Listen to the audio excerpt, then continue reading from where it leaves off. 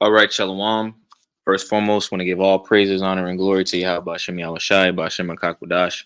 Double honors to the elders and apostles, the great millstone that told me this truth, and shalom to the hopeful elect, the Yakim and the Akwaf scattered around the four corners of the planet Earth that have returned to the obedience to the scriptures. Quick lesson. And really, I wasn't going to do a lesson on this, but through the Spirit, it just kept coming up. I spoke about it briefly at a camp a couple weeks ago, but I'll entitle this lesson 2/3 Infatuation with Death Culture. All right, 2/3 Infatuation with Death Culture. And I'm gonna get the definition of infatuation real quick. Right. And the reason I'm making, it's really just observation through the Spirit. You know what I mean? Just to point out the fact that our people, 2/3 of our people who are going to be destroyed here in America, according to the scriptures, they're totally gone, bro. They're gone, and they love wickedness. They love wickedness, and they're carnal. They're very carnal, and coming into the times that we coming into, being very carnal, being reliant on the sword, relying on the flesh, is going to be the very thing that destroys you. It's going to be the very thing that gets you deleted, right? Whether you're deleted in the famine, whether you're deleted, by sedition among men, people invading one another, right? Whether you die from taking the sea hips, right? All those are results of a carnal mentality. All right, and the scriptures teach us to keep things spiritual. All right, we understand that you can't muscle your way out of this thing. You can't, physically strain your way, all right, into enduring to the end, man. It's all through the Spirit. Okay, like the scriptures say, ultimately an entrance is going to have to be ministered unto you. The Lord is just going to have to make a way, and that's what we have faith in. But let me get this definition of infatuation. It says an intense but short-lived passion or admiration for someone or something. All right. Now, I'm getting out this definition because it's in the title, but I'm about to play a few clips of this trend that you see in football. Football de Americano. You know what I mean? Because you got soccer and then you got American football. But I'm talking about American football, college football. The NFL. There's this new trend, like in the last couple of years. There's this new trend of like Jake celebrating, by shooting a gun, like acting like he's shooting a gun when he scores a touchdown. And when I first seen it, I was like, that shit is kind of whack.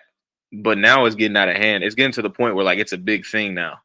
So people are starting to notice it.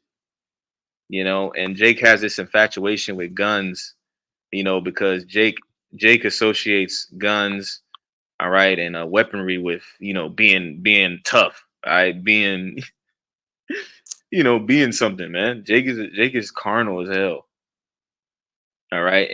And Jake, especially, athletes, not just athletes, but you see this a lot in sports. Like a lot of athletes like to act like there's something that they're not. All right. And most of these guys doing these celebrations, they ain't never hurt nobody. They ain't never shot nobody. They some of them probably don't even have firearms, man. But Jake has this infatuation with, looking cool, all right, and looking tough. Okay, so let me get a couple precepts real quick. This is Sirach chapter 23 and verse 19. I'm gonna start off here, and then I'm gonna play a couple clips of what I'm talking about. This is Sirach 23 and 19. It says, "Such a man only feareth the eyes of men, and knoweth not that the eyes of the Lord are 10,000 times brighter than the sun, beholding all the ways of men and considering the most secret parts." All right, and this goes into the whole thing. The elder Ariella was talking about this in one of his lessons. Jake has this infatuation with looking cute. Jake wants to always look cute and look tough and look like they're the man, and that's what you see, these guys doing, in this football in football games after they celebrate. This is nigga shit, man. Here it is. The Lord gave you all this ability, man. He gave you all this ability, right? College football players have the ability to make money, right? You got bread, you got the women, and Jake is obsessed with death. Jake is obsessed with just death, bro.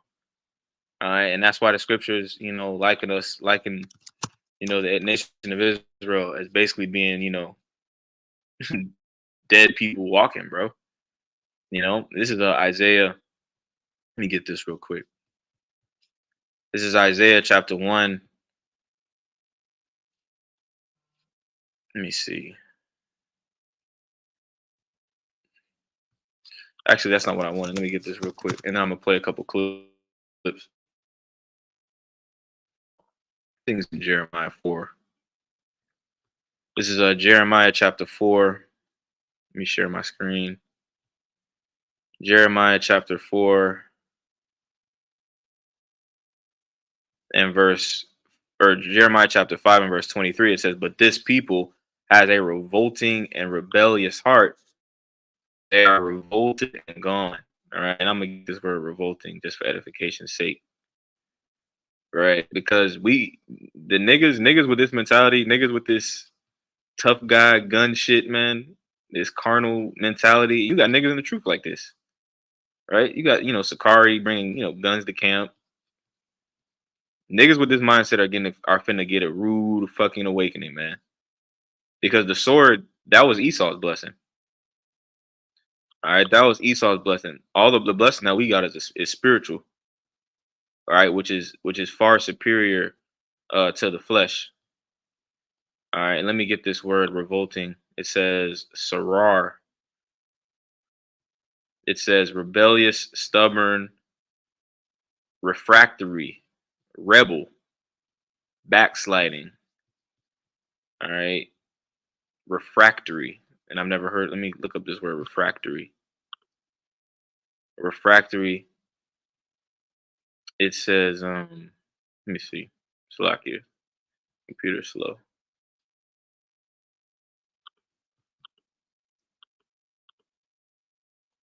It says stubborn or unmanageable, obstinate. All right, and Jake is unmanageable, bro. Again, here it is. You making all this money, bro. You done made it to the league. You done made it D1, and you niggas is still obsessed with deaf culture, with looking cool, looking cute, looking like trying to be tough, man. Well, guess what? We finna find out how tough you guys are, man. We finna find out when the Lord ship you niggas off to the the Valley of Yehoshaphat, man, to fight over there in the Middle East. You know. So let me play a couple of these clips, man.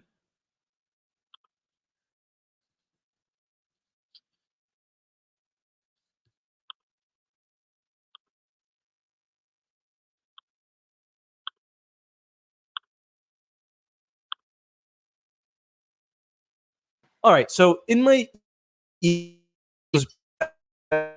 after the tying reception by Drake London, the Falcons were assessed a major penalty, which actually moved the point after attempt to 48 yards out, which is wild. Well, I didn't see it on the broadcast, but well, we know now, and apparently it was shown. Drake London got the penalty for firing or imitating the firing of a weapon into the crowd. Anyway, in a press conference later, head coach of the Falcons, Raheem Morris, said, "Drake is a great kid. His intent was not as a use of a weapon. He was probably shooting t-shirts into the stands, to be honest with you."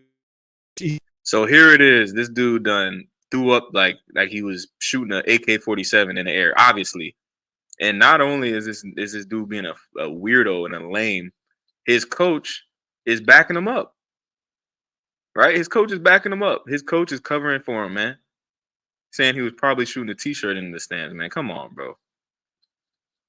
And you niggas, man, and really, I wasn't gonna do a video on this because it kind of seems like a very, minute thing.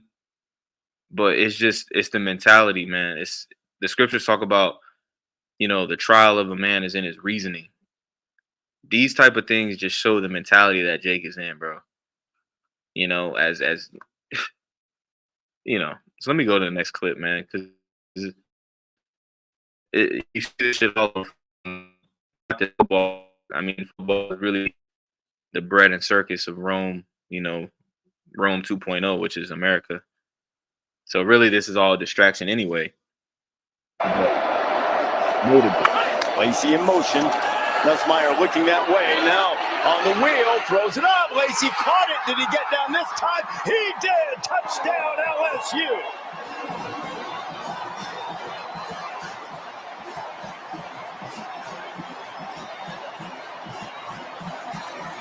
Remember the opening drive? Lacey was out of the catch. Conduct. Offense number 2.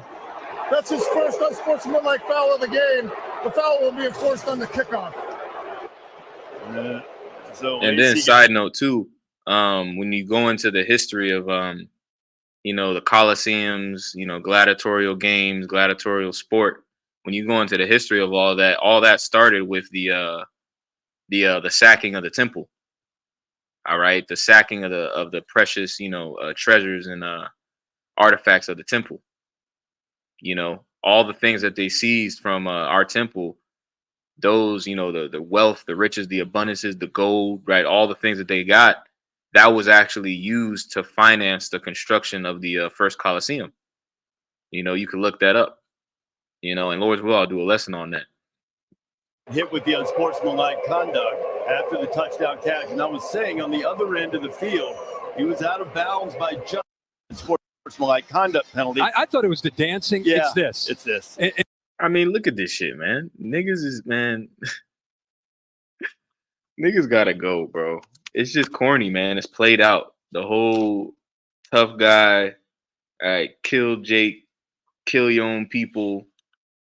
All right, the shit you seeing, these rappers pushing, the music industry pushing this deaf culture, man. That shit is played out, and niggas with that mentality are gonna get moved out of the way. All right, and the scriptures talk about this. This is Proverbs 8:35. It says, "For whoso findeth me findeth life, and shall obtain favor of the Lord. But he that sinneth against me wrongeth his own soul, and all that hate me love death." All right, and these people love that shit. These people eat it up. You got thousands and thousands of people watching this, thinking that that's some cool shit. All right, young Jakes, young, so-called Negroes, Latinos, and Native Americans watching this shit, thinking that it's cute. What do they call it? Idolizing these type of niggas, man. And that's why, again, the Lord is getting ready to destroy a lot of our people, most of our people. Okay, let me get one more, because there's one that happened recently, a day ago, and this is the most egregious one.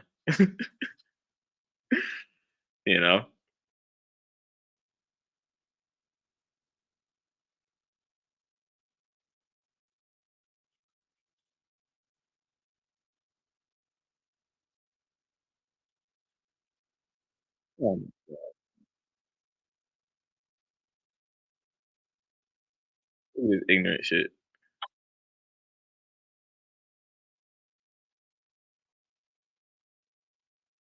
I mean, come on, bro. So, I mean, this is like the new thing. This is the new thing in sports. Jake acting like, they something that they not. All right. Because guess what? The times that we're about to come into, that energy that you putting out there, you about to get that 100-fold. Right. And matter of fact, we'll end with that. Right. Because if Jake think that he doing something with his little, Dracos, his little, got his little AK, got his Mac, not even realizing that Esau is armed to the teeth, right? Doing, paramilitary drills, and Esau is armed to the teeth, just licking his chops, waiting to get down on you niggas, man. And the Lord got him in the spirit to do that. That's why the scriptures say you reap what you sow. All right, in the book of Galatians. All right. So let me finish with this. Give me 1 second. Give me 1 second.